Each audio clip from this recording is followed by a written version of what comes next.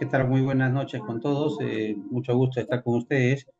El día de hoy vamos a presentar un tema que es bastante importante, es relevante el conocer algunas patologías o algunas enfermedades, a los agregados. Los agregados normalmente, el concreto, Aló, se consideran materiales aló. inertes, materiales sin mayor problemática, ¿no? No son debidamente evaluados para su uso en el concreto, pero sabemos lo que hemos trabajado evaluando materiales, que el agregado tiene un papel fundamental, importante, relevante, la durabilidad, resistencia, sustentabilidad y economía del concreto.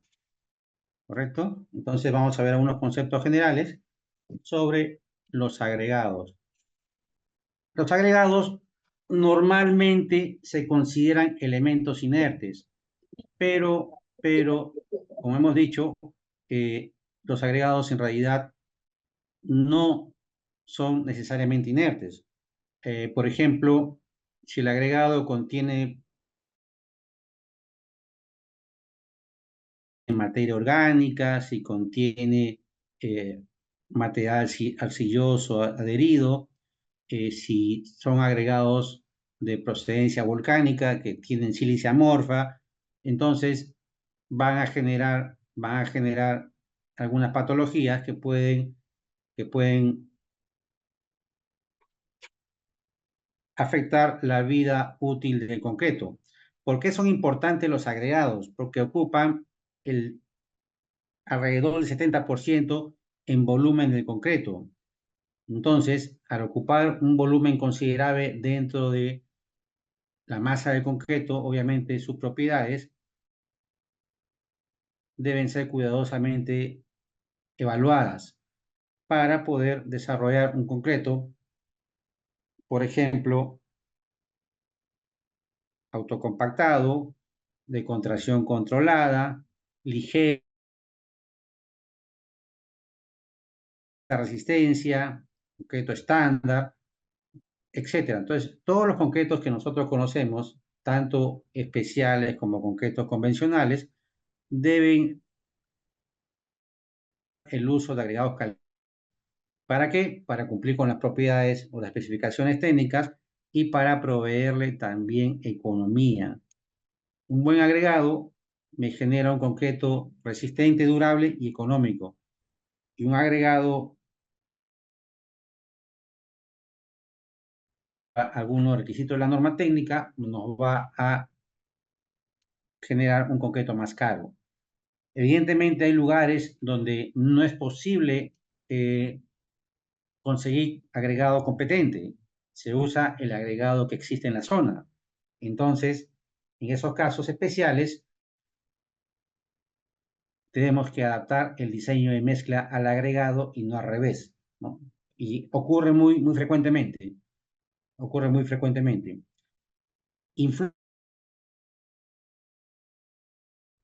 ¿Qué propiedades influyen en su resistencia? Por ejemplo, la gradación, ¿no? La gradación si los agregados tienen una gradación continua o una gradación discontinua, nos obliga a modificar nuestro diseño de mezcla para poder llegar a las propiedades de resistencia y trabajabilidad que se desea.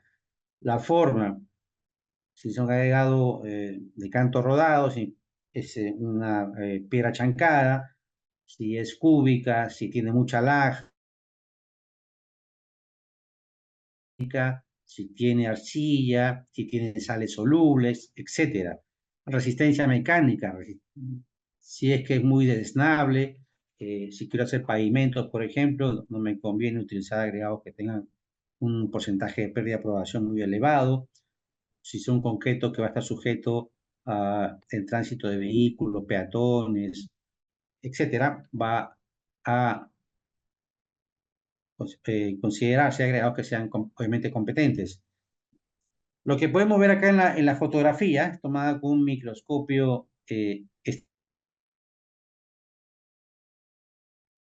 una sección, digamos, gruesa, Podemos ver acá los agregados cómo están embebidos en la pasta, ¿no? Acá podemos nosotros diferenciar dos fases, ¿no? Una fase continua y una fase discreta. La fase continua es la pasta que rodea los agregados, ¿no? Y la fase discreta son los agregados que están dispersos en la matriz de concreto, o fase heterogénea también puede llamarse, ¿no? Acá, a los 7 días, vamos a visualizar un concreto de esta manera. Y si lo tomo luego a los 28 días, de repente voy a ver lo mismo. De repente no voy a notar ningún cambio. Pero esa es una percepción macroscópica. A nivel microscópico, la pasta o la fase continua que rodea los agregados está continuamente desarrollando reacciones químicas, desarrollando resistencia. En la medida que el concreto esté curado, tenga un proceso de curado continuo, va a seguir desarrollando resistencia, sus poros capilares se van a ir cerrando, va a ser más impermeable, por lo tanto va a ser más durable. Obviamente eso no se ve a nivel macroscópico, entonces a nosotros nos puede parecer que el concreto en el tiempo es invariable, pero sí varía. Sus propiedades van desarrollándose en el tiempo en la medida de que interactúen con el ambiente o en la medida que estén curados debidamente. Entonces, los agregados, acá estamos hablando, cuando hablamos de intemperismo nos referimos a rocas, ¿no? Entonces ese concreto es considerado una roca artificial. Le confiere estabilidad volumétrica. Si comparamos la contracción de una pasta, de un mortero y de un concreto, vamos a ver que el concreto que contiene agregados, un 70% en volumen, la contracción va a ser muchísimo menor que una pasta pura, que no tiene agregados, ¿correcto? Ustedes han acción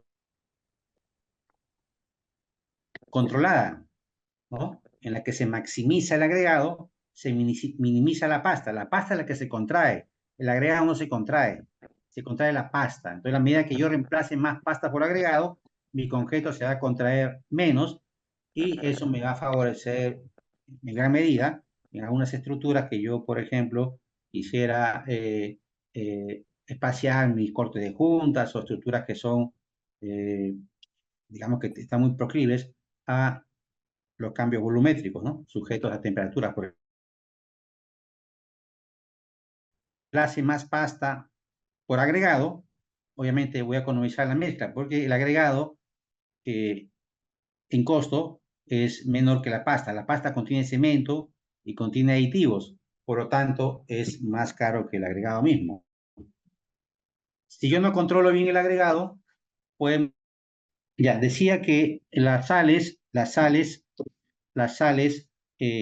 pueden provocar, las sales que contenidas en los agregados pueden provocar problemas de eflorescencia si es que no son debidamente calificadas, ¿no?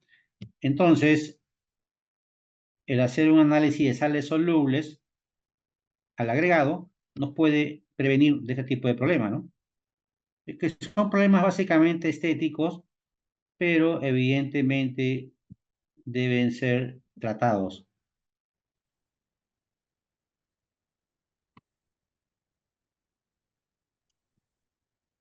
Otras, digamos, otros inconvenientes que pueden causar los agregados si es que no están bien seleccionados o si es que no han sido correctamente dosificados. Por ejemplo, acá vemos aire atrapado, ¿no? Debajo de este agregado, vemos acá que aire atrapado entonces provoca un punto débil, problemas de adherencia, ¿no? Si la pasta no está debidamente diseñada, ¿no? Hay poca adherencia entre la pasta y el agregado. Vemos acá muchas partículas inconvenientes que son lajas, ¿no? Partículas chatas o largadas, que eso provoca una pobre trabajabilidad de concreto y también una baja resistencia, que son puntos débiles. Tenemos acá agregados contaminados, por ejemplo, con materia orgánica, con con raíces, con madera o con algunos material que colorea el concreto. Entonces, todo eso de ahí debe de controlarse para evitar pues algún tipo de anomalía en la materia de concreto. O sea, hay que calificar los agregados, eliminar las partículas inconvenientes. Normalmente los agregados que los obtienen de, por ejemplo, del lecho de los ríos, eh, tienen contaminación porque obviamente la población tiende a dejar desperdicio, ¿no? Por ahí, entonces encuentra uno vidrio, encuentra ladrillo, encuentra metales, eh, etcétera, ¿no? Y también el agua que transcurre es agua contaminada, ¿no? Con una gran cantidad de materia orgánica. Bien, entonces vamos al concepto de durabilidad. ¿Qué es la durabilidad? Según el Comité ACI 201, la durabilidad del concreto es la habilidad que tiene para resistir la acción del intemperismo, o sea, el ataque ambiental, digamos, ataques químicos, abrasión o cualquier otro tipo de deterioro. Entre los principales mecanismos de deterioro del concreto tenemos la corrosión del concreto armado, la corrosión del concreto armado reforzado. Esta corrosión básicamente proviene de dos mecanismos: la carbonatación de concreto, que quiere decir la pérdida del pH del concreto por acción del ambiente, el CO2, y el ingreso de ion cloruros. Ahora, acá dice ingreso de ion cloruros. El ion cloruro, que es el agente que promueve la corrosión, puede ingresar de manera externa, por ejemplo, en zonas marinas, en el ambiente del cloruro, o puede también estar dentro del concreto a través de los agregados. Si el agregado que yo utilizo para la producción de concreto contiene alto tasas de cloruro, va a provocar corrosión también, ¿correcto? Entonces el cloruro puede penetrar de afuera, agente externo, o puede ingresar, o puede estar presente en la mezcla ya con el agregado. Hay aditivos, por ejemplo, acelerantes a base de cloruros, que no se recomienda para concreto armado, sino para concretos simples. Los aditivos acelerantes típicos son hechos a base de cloruro. No se recomienda para concreto armado, sino para concreto simple. Otro tipo de deterioro conocido es ataque por sulfatos. También el sulfato puede ser externo o puede ser interno con los agregados. Reacción álcali-agregado. ¿Cuándo ocurre esto? Cuando el agregado tiene sílice amorfa o también contiene una variedad de caliza que puede ser dolomita, que es carbonato de magnesio, y también carbonato de calcio. Entonces, que son, digamos, también patologías que han sido estudiadas. Hielo de hielo, congelamiento, entonces son los deterioros más conocidos de concreto.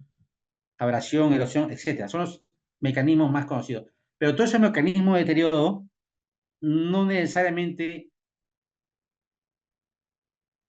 se excluye el agregado. Los agregados también están involucrados en todos esos mecanismos que ustedes están viendo en la presentación. Entonces, el control de los agregados me va a permitir evitar estos deterioros provocados por los agregados, ¿no? Estamos concentrándonos ahorita en esta presentación únicamente en los agregados, no en otro tipo de patologías externas, ¿no? Entonces, si un agregado no es bien calificado, puede provocar esta corrosión. Esta corrosión, que es ya una corrosión generalizada, está dada por agentes internos que han provocado el deterioro del concreto.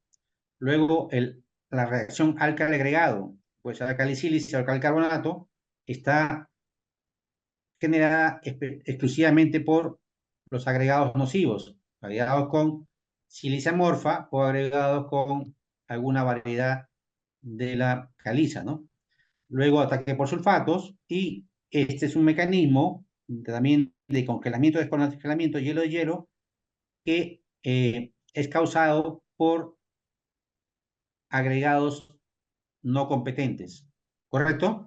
Entonces, todo este mecanismo de deterioro de concreto puede estar asociado a la mala calificación de los agregados. El primero de ellos es un problema electroquímico. La corrosión es un problema electroquímico o un mecanismo electroquímico.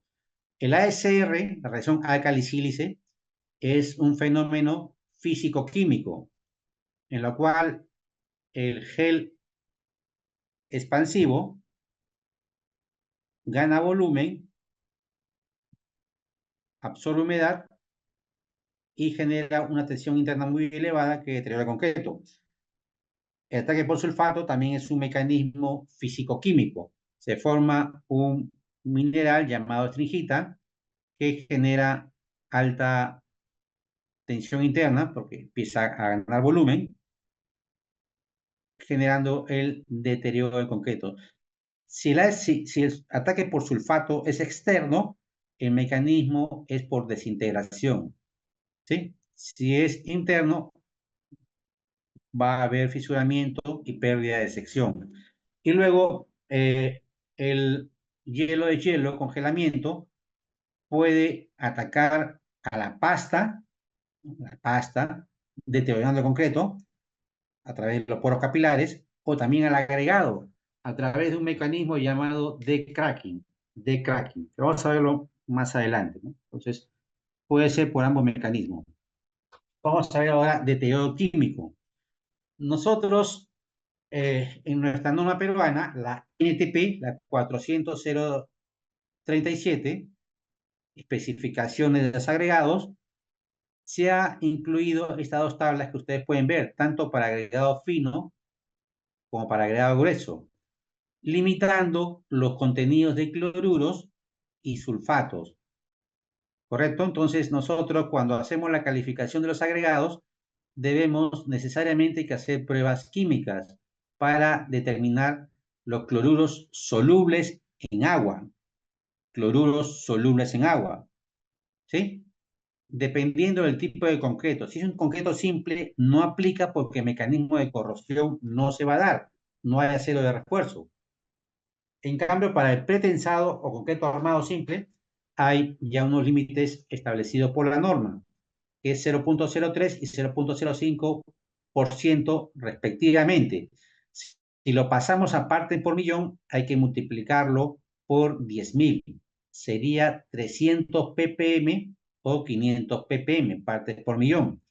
Ahora, si nuestro agregado sobrepasa ese límite, no quiere decir que el agregado va a ser eliminado o descartado.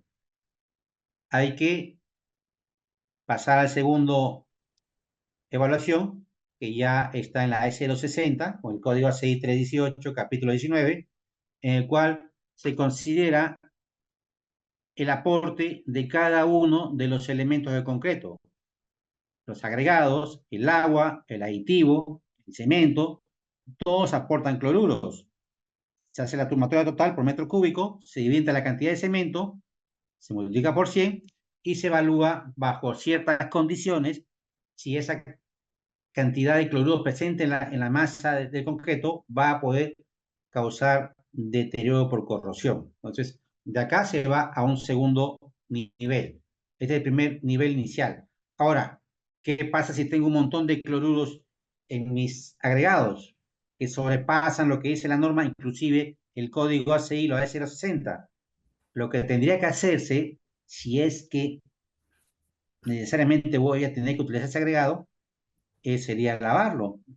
Pero esto puede ser un poco oneroso, ¿no? Hay empresas concreteras importantes en el país que tienen canteras en las cuales se lava el agregado, ¿no? Se lava el agregado fino, eliminando las partículas muy finas y también las sales presentes. Entonces, sería un paso adicional, ¿no? Lavar agregados, que se hace muy poco en el país en realidad, porque hay que tener eh, áreas adecuadas, equipos, terreno, permisos, etcétera, ¿no?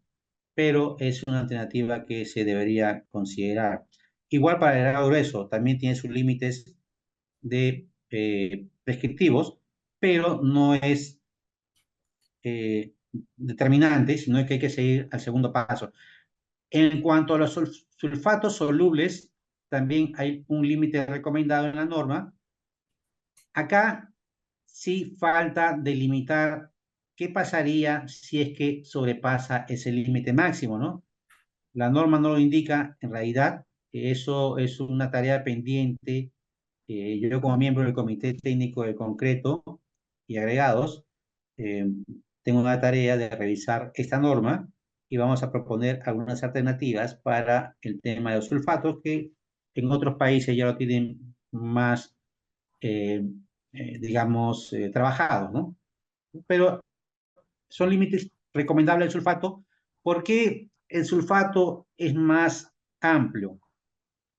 En general, el concreto de por sí ya contiene una cantidad importante de sulfatos a través del cemento. Acuérdense que el cemento tiene 95% de clinker y 5% de yeso. Y el yeso es sulfato de calcio dihidratado.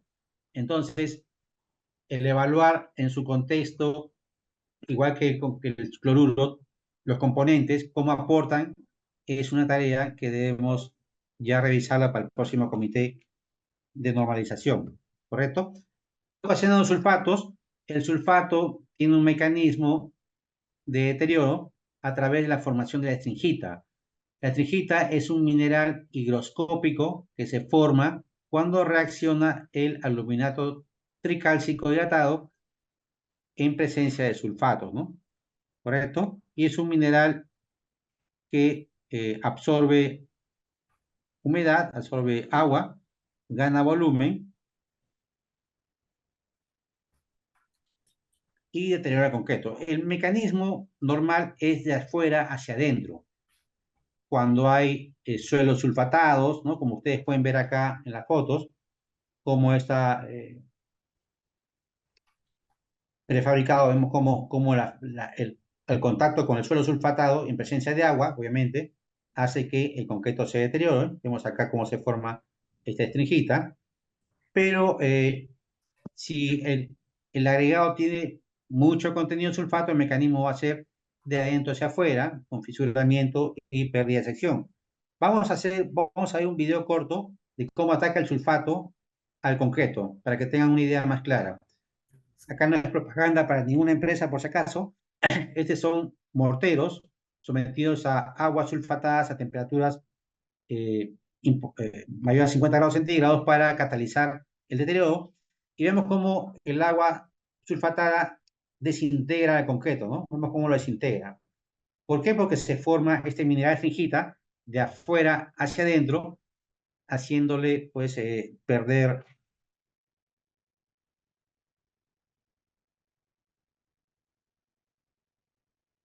su estructura, ¿no? Su formación. Hay cementos, obviamente, que son muy resistentes o más resistentes que otros. Vemos acá, por ejemplo, los cementos puzolánicos que resisten mucho el ataque por sulfatos, mucho más que otro tipo de cementos, ¿no? Pero acá lo importante que quiero mostrarles es cómo es el mecanismo de deterioro, cómo el concreto se desintegra.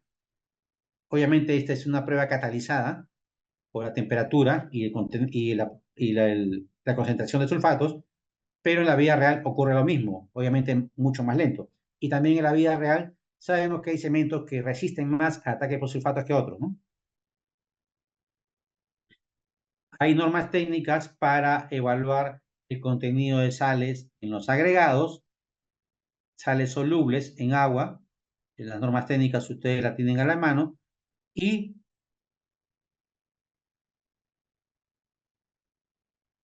las sales solubles totales no está definida en la norma. Algunos usan o se basan en documentación antigua eh, y usan como parámetro, por ejemplo, he visto 1300 ppm por ahí, ¿no? O 1500 ppm partes por millón de sales solubles totales. En realidad, ese es un indicativo, es una referencia, no es una norma, no está en la norma técnica. Pero sí sabemos que si las sales solubles sobrepasan pues los 1500 o 1000 ppm en agregados, ya hay un problema, ¿no? Que hay que evaluar qué tipo de sales es, si son cloruros o son sulfatos u otras sales nocivas. Para el mecanismo por corrosión, podemos ver acá nosotros en este gráfico muy didáctico cuáles son las formas que se puede presentar la corrosión. Una corrosión generalizada que puede ser generada por dos mecanismos. la carbonatación de concreto, o sea, la pérdida de pH, o la presencia de alto contenido de cloruro en la matriz de concreto. ¿Y cómo ocurre eso? Por usar agregados con alto contenido de cloruros, o también aguas con mucho cloruro, que también hay, o usando aditivos acelerantes que tienen cloruro. Entonces, eso incrementa el porcentaje de cloruros internos en el concreto y genera una corrosión generalizada, similar a la que genera la carbonatación. Cuando el cloruro entra y ataca de manera puntual, siendo un picking, como dicen los americanos, solamente es ataque centralizado o focalizado. Y hay una corrosión por estrés, por exceso de carga, ¿no? Entonces, la corrosión generalizada, como esta de acá, está asociada a la presencia de alto contenido de cloruros en la matriz de concreto. ¿Qué causa la corrosión? Causa este fenómeno, la pérdida de sección del acero, por lo tanto disminución de su resistencia mecánica. Sobre el concreto salen primero pequeñas fisuritas con manchas, luego se va acrecentando, hay pérdida de sección de laminación y el concreto y el acero dejan de trabajar como un solo elemento,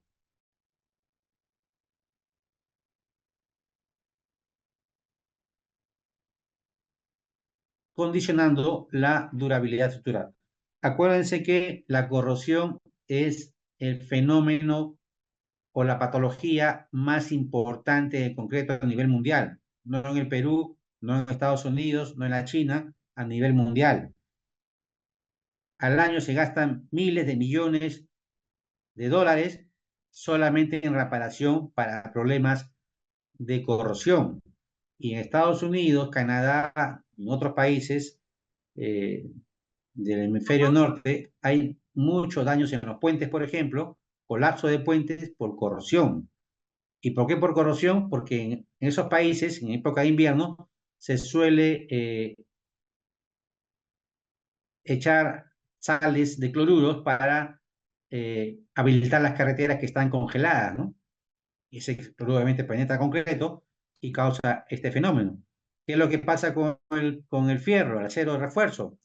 Aumenta su volumen de 1 hasta 7 veces el volumen original. Obviamente, cuando aumenta el volumen, genera una presión interna demasiado elevada que genera fisuramiento primero, delaminación, pérdida de sección y pérdida de la capacidad de transmisión de carga del acero hacia el concreto.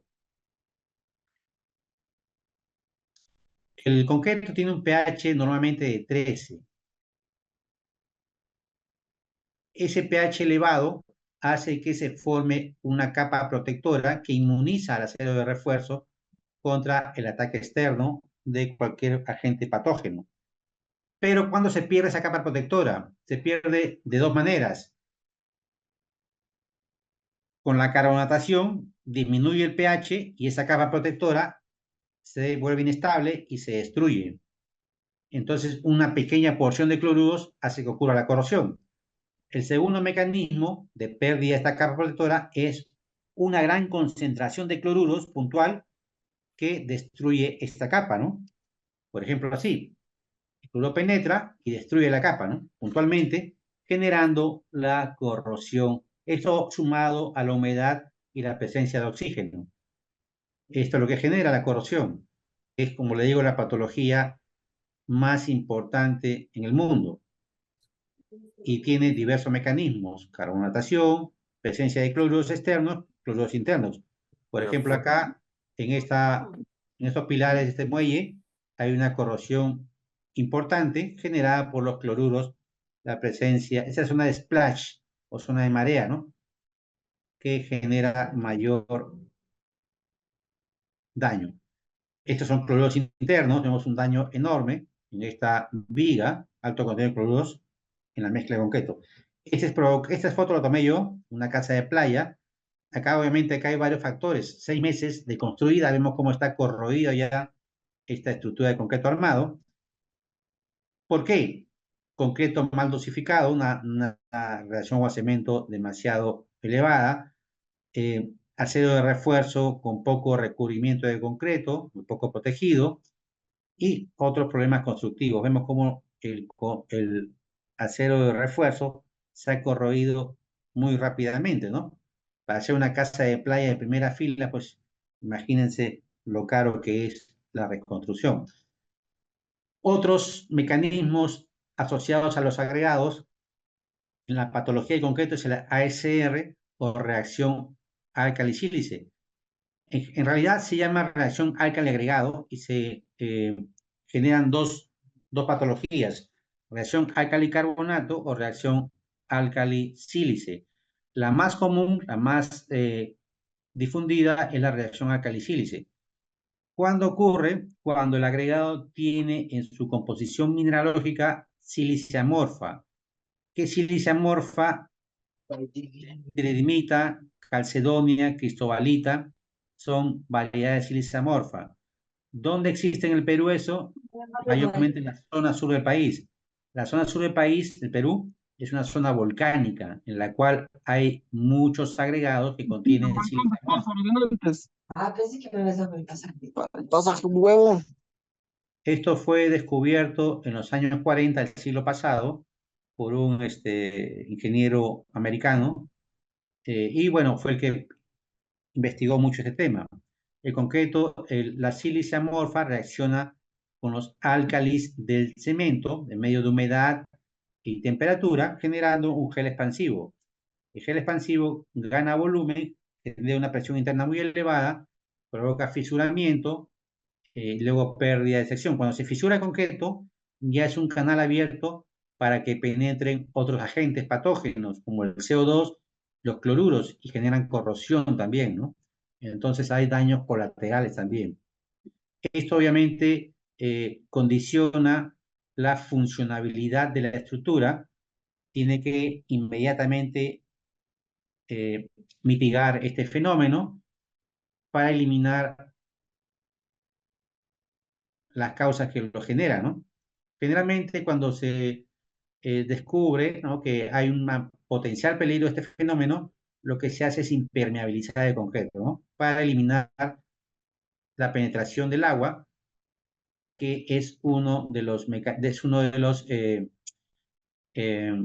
vehículos que catalizan esta reacción. Vemos acá cómo se genera este mecanismo. El agregado reactivo reacciona con los álcalis del cemento.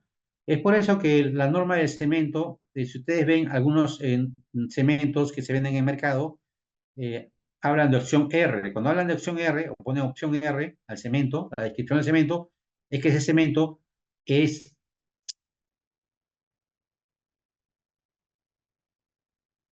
puede trabajar con agregados reactivos no generando el ASR. O sea, son cementos especiales para mitigar el ASR, la reacción alcalicílice.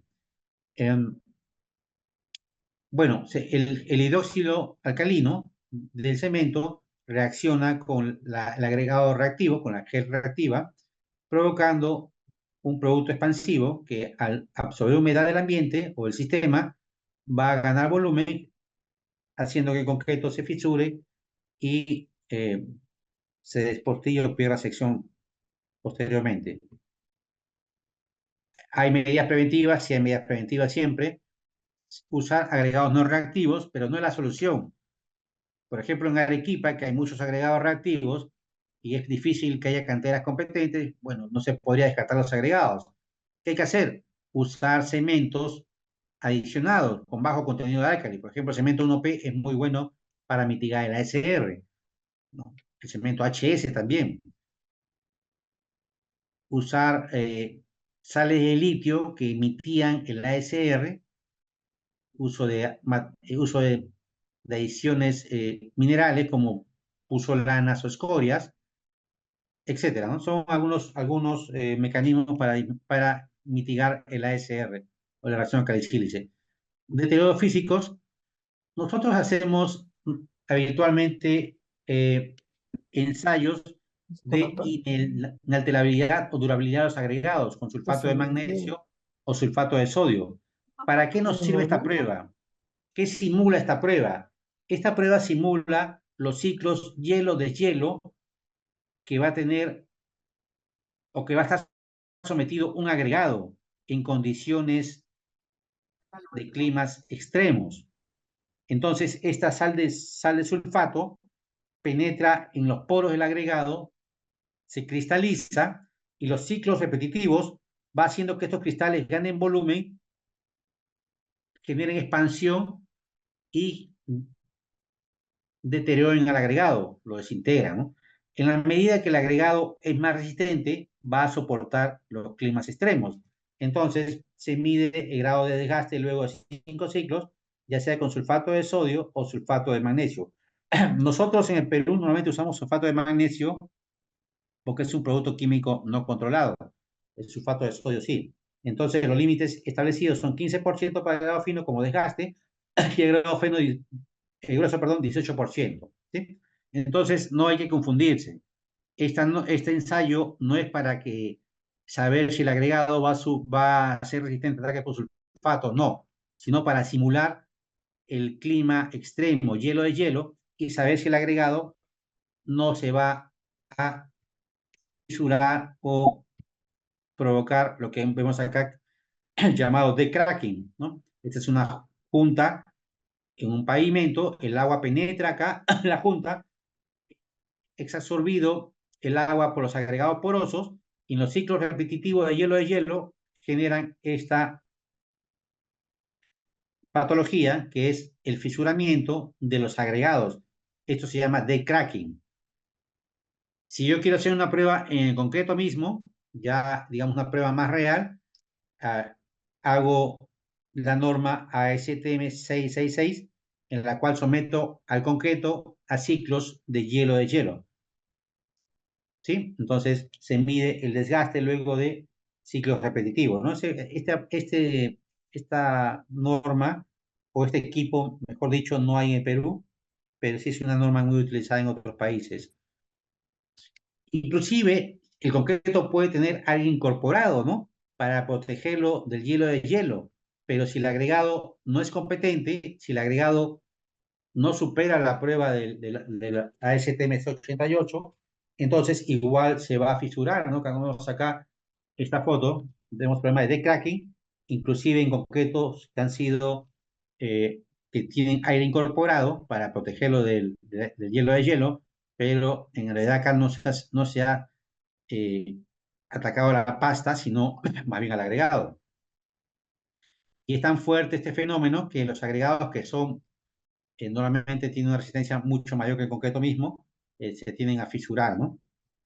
Vemos acá este fenómeno llamado decracking, agregados que no son competentes para este fenómeno.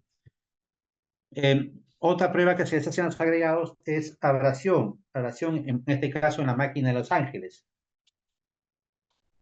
Es para medir la capacidad que tiene el agregado en soportar desgaste o el paso de agentes abrasivos, ¿no? Que en el tiempo pueden provocar deterioro de concreto. Por ejemplo, para pavimentos, para veredas, ¿no? Para elementos de concreto que va a sufrir el paso de vehículos, peatones, el viento que arrastra polvo, todo eso genera desgaste por abrasión.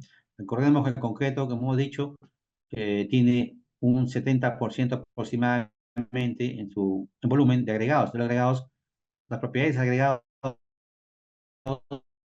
son muy importantes para la performance del concreto mismo. Esta norma me permite determinar la habilidad que tiene el agregado, perdón, para soportar el desgaste por, en este caso, abrasión e impacto, ¿no? La norma ASTMC 131 para agregados de tamaño normal, digamos, ¿no? Son 12 bolas de acero, se somete a este equipo Los Ángeles, 33 RPM, 500 revoluciones en 15 minutos y se mide luego el desgaste bajo el tamizado de una malla número 12, ¿correcto? La norma es muy generosa en realidad, ¿no? dice máximo desgaste por degradación hasta 50%, pero en realidad, personalmente, nunca he trabajado con un agregado que tenga más de 30%, ¿no? Que ya, bueno, es un nivel conveniente. 35 también, 40 ya es un poquito elevado, ¿no? En todo caso, para un concreto estándar normal, un agregado que tenga entre 20 y 30% de desgaste, como bajo esta norma, es ideal, es adecuado. Ahora, hay varias patologías que están asociadas al desgaste por abrasión. En este caso, vemos acá el desgaste de esta eh, pista, ¿no? Que pasa en los vehículos por agregados no competentes, por una mezcla también no calificada, no bien calificada, ¿correcto? Hay otros fenómenos asociados al desgaste superficial de concreto que no es abrasión, sino en este caso, por ejemplo, es cavitación. Cavitación. Esta es una foto de la presa Hoover. Hoover, una presa famosa en Estados Unidos que divide el estado de Arizona con Nevada. Entonces, cavitación, ¿qué cosa se refiere? A una diferencia de presión. Acá pasa fluido, pasa el agua, y hay una diferencia alta de presión entre la sección de la tubería, va generando el desgaste por cavitación del concreto, ¿no? Y acá es un desgaste por erosión, en un aliviadero de una presa. Tenemos una sección de concreto que se ha perdido. ¿Por qué? Porque acá pasa agua con sedimento, ¿no? Y va actuando como lijas sobre el concreto, lo deteriora, ¿no? Obviamente el concreto no es adecuado.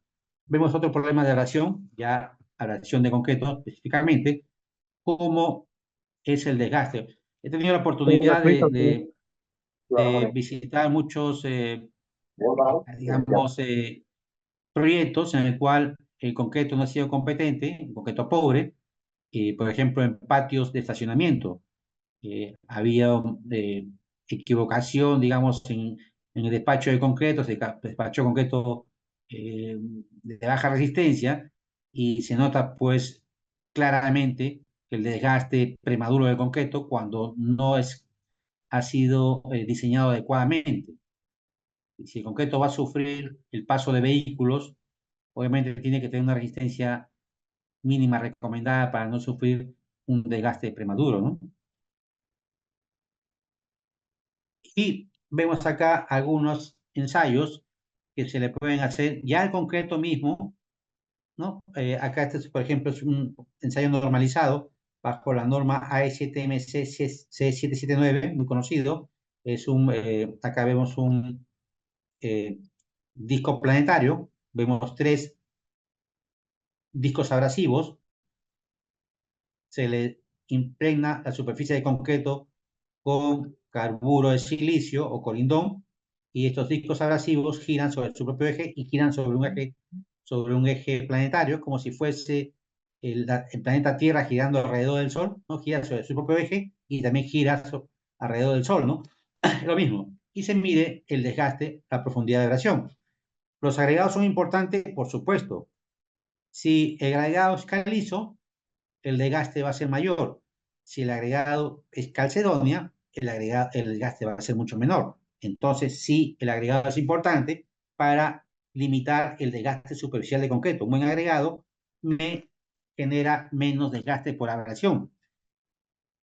En pisos industriales, si yo quiero aumentar la performance de mi concreto, debo usar endurecedor superficial, por ejemplo, para que la superficie de contacto del concreto con los vehículos, los peatones, ¿no? Por ejemplo, en almacenes, por ejemplo, en patio de estacionamiento, donde va muchos vehículos o mucha montacargas, necesita una superficie más competente, más dura, más durable. Entonces se suele espolvorear endurecedor, ¿no? Para que se integre en la pasta superficial y mejore el desempeño del concreto bajo estas solicitaciones. Bien, eso era la presentación del día de hoy. En realidad hay muchos más temas que tocar sobre el agregado, muchísimos más, pero bueno, este es un pequeño espacio para compartir algunas, algunas experiencias, ¿no? Y algunas normativas, digamos, que se manejan en en nuestro país y que son obviamente importantes que se conozcan, ¿no? No sé si hay algunas preguntas por ahí. ¿Sí? Muchas gracias, ingeniero. Aquí los invitamos, estimados, a que puedan dejar en la cajita de preguntas si tienen alguna consulta en específica hacia todo lo referido que ha venido tratando el ingeniero Carlos. ¿Sí? Pueden hacerlo mediante el chat Zoom y aquí el ingeniero nos podrá ayudar con todas sus consultas. ¿Sí?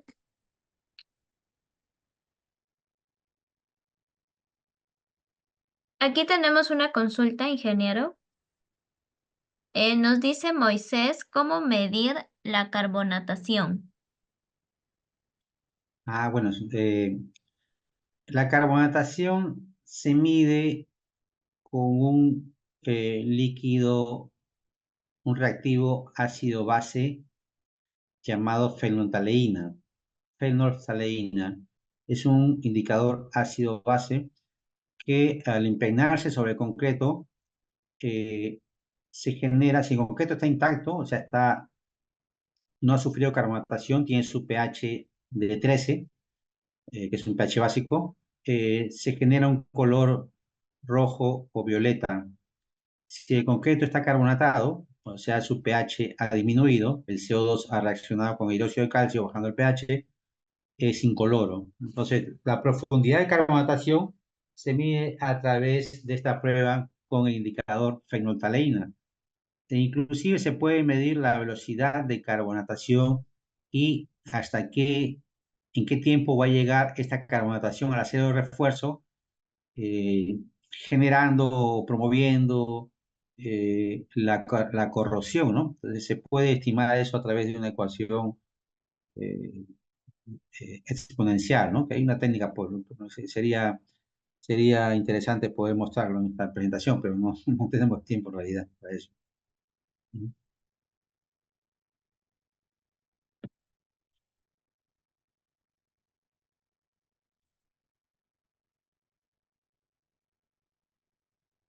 ¿Otra consulta?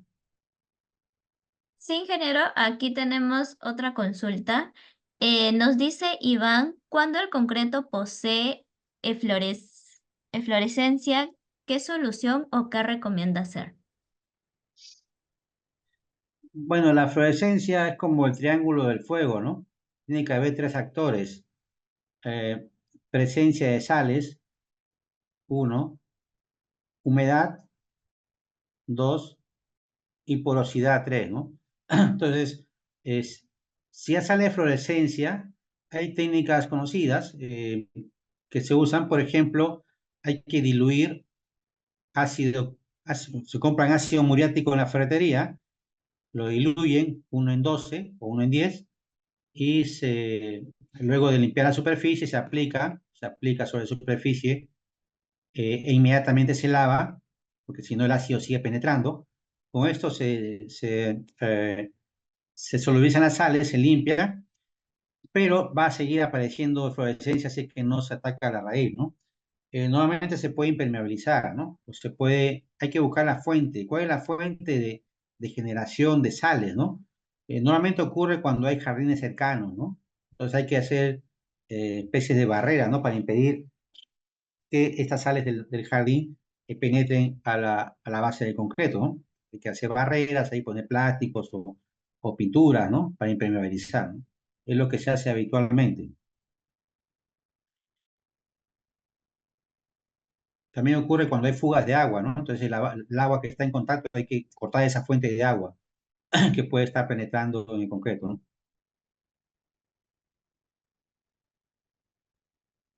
Estimado Iván, ha quedado clara su respuesta. ¿Nos confirma, por favor? Y, ingeniero, también tenemos otra pregunta. Nos dice Jack, ¿es recomendable usar el hormigón de río como agregado global para la elaboración de un concreto de una resistencia mayor a 210 kilogramos por centímetros cuadrados? Bueno, yo sé que el hormigón lo usan en muchas zonas del país, pero es un material, es un agregado marginal, es un agregado que no cumple con ninguna especificación técnica, ¿no? Entonces, me parece que antiguamente se recomendaba el hormigón para concretos de limpieza o concretos pobres, ¿no?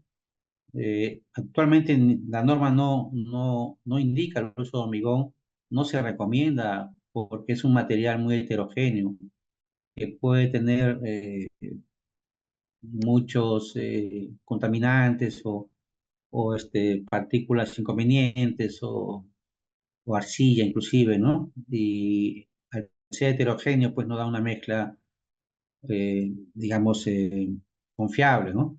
Entonces, en realidad no digo que no se pueda hacer, ¿no? Pero no se recomienda trabajar con hormigón porque no es un material calificado, ¿no?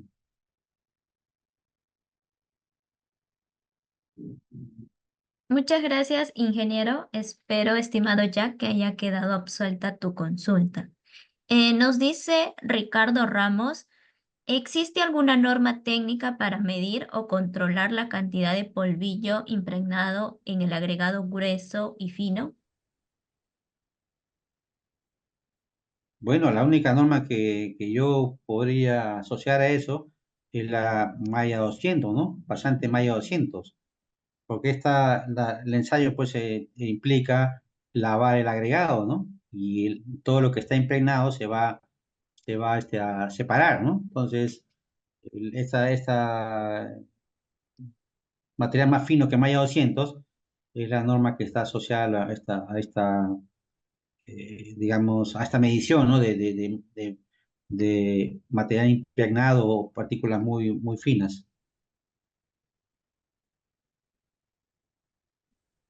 Muchas gracias, ingeniero. Espero también que haya quedado absuelta su consulta, estimado Ricardo Ramos. Tenemos otra consulta de Saúl. ¿Cómo puedo solucionar respecto a la humedad que afecta mi estructura ya que sufrió una fuga de agua?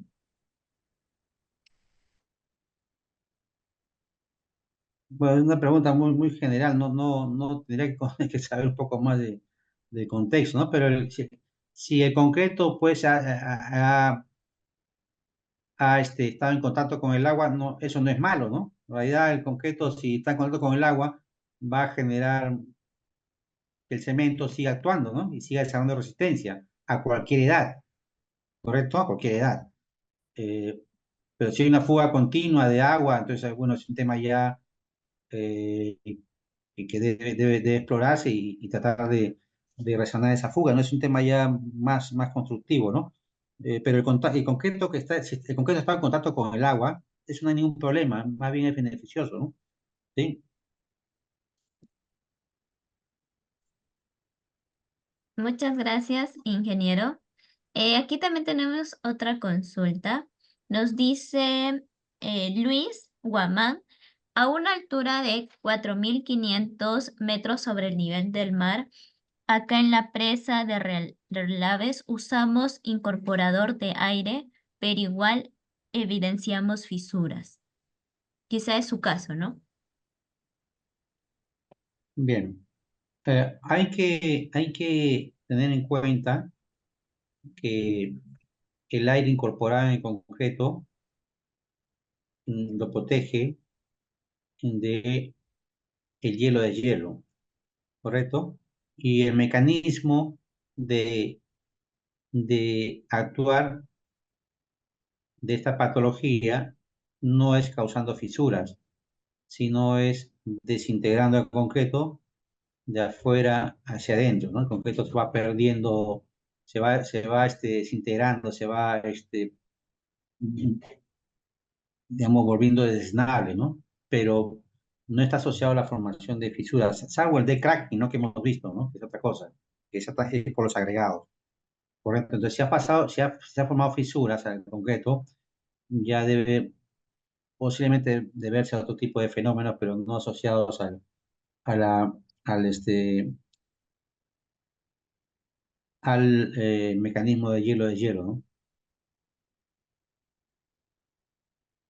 Ah, comprendo, ingeniero. Muchas gracias. Espero, estimado Luis, que haya quedado absuelta su caso. Bueno, tenemos otra consulta, ingeniero. De repente abarca muchos temas la siguiente consulta, porque nos dice Wilfredo, ¿cuál sería el procedimiento correcto para hacer concreto con material de río hormigón? ¿Material de qué? Material de río hormigón. Bueno, como he mencionado, si es hormigón, eh, no hay un procedimiento, digamos, estandarizado para poder hacer un diseño de mezcla con. Lo que sí hay es métodos, por ejemplo, de agregado global, ¿no? Que combina agregado grueso con agregado fino en proporciones eh, tal que cumpla con ciertas granulometrías, ¿no?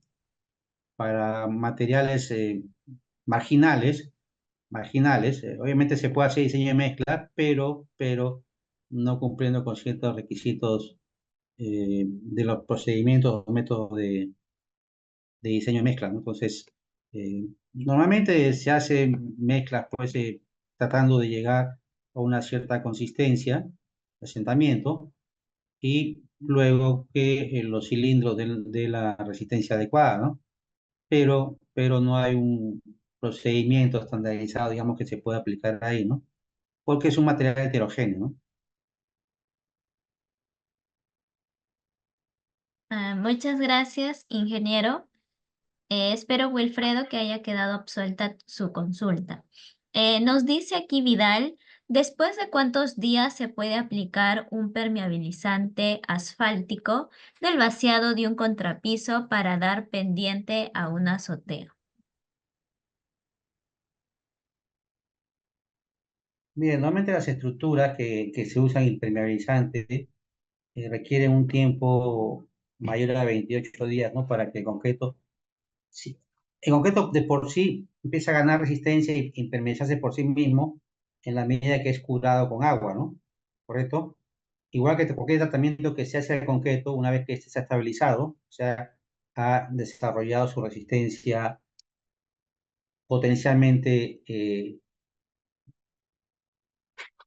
mayor a 28 días, porque después de 28 días la generación de resistencia va a ser mucho menor, ¿no? Hasta 28 días desarrolla una resistencia, digamos, que equivale al 80% de la máxima que puede desarrollar hasta el año o 5 años, ¿no? Que normalmente sigue desarrollando resistencia en concreto. Entonces, después de esos 28 días que ha sido correctamente curado, ya se puede aplicar cualquier tratamiento superficial, ¿no? Porque el concreto tiene ya la performance adecuada. Si se quiere aplicar antes de eso, obviamente el concreto va a estar en movimiento todavía no ha desarrollado su máxima performance y puede ocurrir algún tipo de complicación, ¿no? Por ejemplo, si yo quiero, por ejemplo, sellar una fisura, también no se recomienda hacerla temprana, porque no, todavía está en movimiento, ¿no? Pues hay que dejar que el concreto siga desarrollando su máximo potencial, ¿no? Con un correcto curado.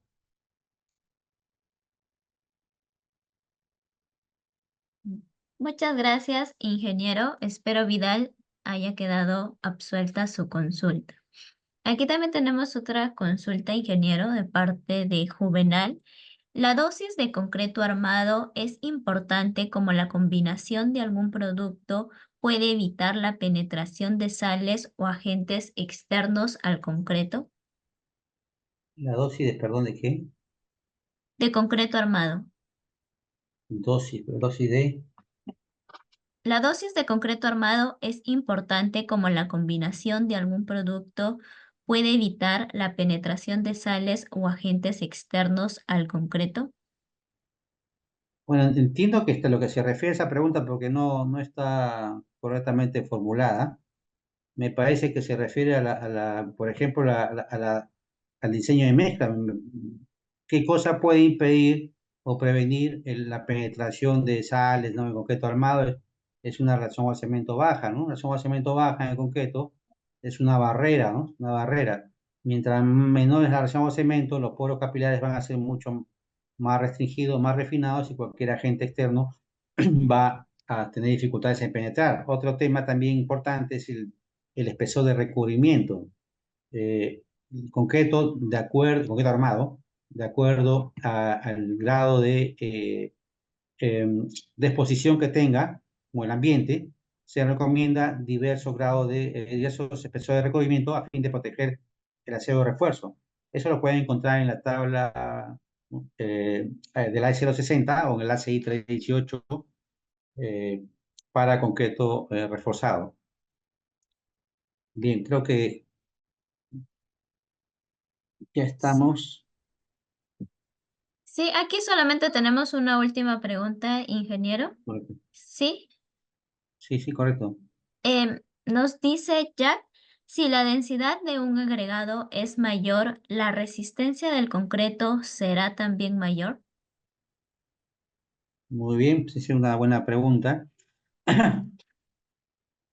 En la medida que el agregado sea más denso y menos poroso, bajo bajo un mismo diseño de mezcla, la resistencia va a ser mayor. Si el agregado es más poroso y menos denso, bajo una misma mezcla, la resistencia va a ser menor, ¿no? Entonces, cuando tengo un agregado que es poroso y una densidad menor, hay que sobredosificar el diseño, hay que fortalecer el diseño para llegar a una resistencia determinada, ¿no? ¿Sí? Muchas gracias, ingeniero. Em, tenemos dos preguntas. ¿Sí? ¿Le sería posible, ingeniero? A ver, sí, claro. A ver, aquí ya con la pregunta de Miguel terminamos. Pero primero vamos con una pregunta que dice, ¿cómo puedo saber si mi agregado grueso, piedra chancada, es perjudicial para mi concreto respecto a su química? A ver, al agregado en inicio de un proyecto cualquiera, si es un proyecto de envergadura mucho más, hay que hacer todas las propiedades que se puedan evaluar, ¿no? Si es un agregado que no conozco su historial, ¿no? Si no conozco su historial, hay que hacer las pruebas de durabilidad, sales solubles y también petrográficas, ¿no? O sea, cuando hablo de durabilidad me refiero a eh, no solamente las pruebas de diseño de mezcla, ¿no? Que son las conocidas, peso específico de absorción, peso unitario, granulometría, eh, por ahí, ¿no? Si me interesa las caras fracturadas, ¿no? Si me interesa eh, abrasión, inalterabilidad, sales solubles, materia orgánica. Hay que hacer todo, petrografía, para ver si tiene minerales reactivos, ¿no? Entonces, de esa manera, yo ya me aseguro que este agregado es competente, que tiene todas las características adecuadas para desarrollar mi diseño de mezcla. Si tuviese alguna anomalía, un contenido elevado de sales solubles, o si tuviese silicia amorfa, ¿no? O un gran desgaste por ablación, bueno, hay que tomar medidas correctivas al diseño para prevenir cualquier problema futuro, ¿no? Entonces, es importante hacer todas las pruebas de calificación al agregado, todas las que se conocen. Ah, claro, excelente, ingeniero, muchas gracias. Y aquí ya la última consulta de Miguel Noriega. Buenas noches. ¿A qué edad del concreto endurecido es recomendable realizar la reparación de patologías? ¿Viene de la mano con el desarrollo de la curva de resistencia? Eh, Normalmente las patologías no se visualizan hasta que no estén, no te aparezcan en la superficie, ¿no? Ya, cuando uno hace un concreto bueno, hacia un elemento, pasa el tiempo y después recién se da cuenta que está sufriendo un problema de corrosión por ahí, ¿no? Porque no se manifiesta en las primeras edades, salvo que yo esté seguro de que pueda haber algún problema, entonces tomo medidas preventivas, ¿no? Como por ejemplo lo que tu compañero preguntó hace un tiempo de impermeabilización, ¿no? La impermeabilización es una barrera que impide que agentes patógenos penetren al concreto. Y mi recomendación es que el concreto debe tener ya su resistencia de diseño, por lo menos, ¿no? Garantizada para poder hacer cualquier tratamiento superficial, ¿no? ¿Por qué? Obviamente porque el concreto por sí mismo también se puede defender. El concreto tiene que ganar su máxima performance y luego de eso aplicar algún tratamiento superficial, si es que es el caso, ¿no? Pero las patologías normalmente no tienen una fecha de presentación, ¿no? Un problema de ASR puede ocurrir a los 10, 15 o 20 años. Un problema de corrosión puede ocurrir a los 6 meses, a los 9 meses, al año, a los 2 años. No hay una, digamos, una edad predeterminada, ¿no? Entonces, si yo sé que el entorno, el ambiente puede provocar un daño en concreto, yo tengo que tomar medidas preventivas antes de, no sobre la marcha, ¿no? Ya sobre la marcha son medidas correctivas que normalmente son caras, son costosas y no se desean, ¿no? Entonces siempre hay que, digamos, evaluar el entorno, evaluar las solicitaciones, las cargas mecánicas, etcétera, para poder diseñar un concreto adecuado. Ok, muchas gracias a ustedes y será hasta la próxima oportunidad.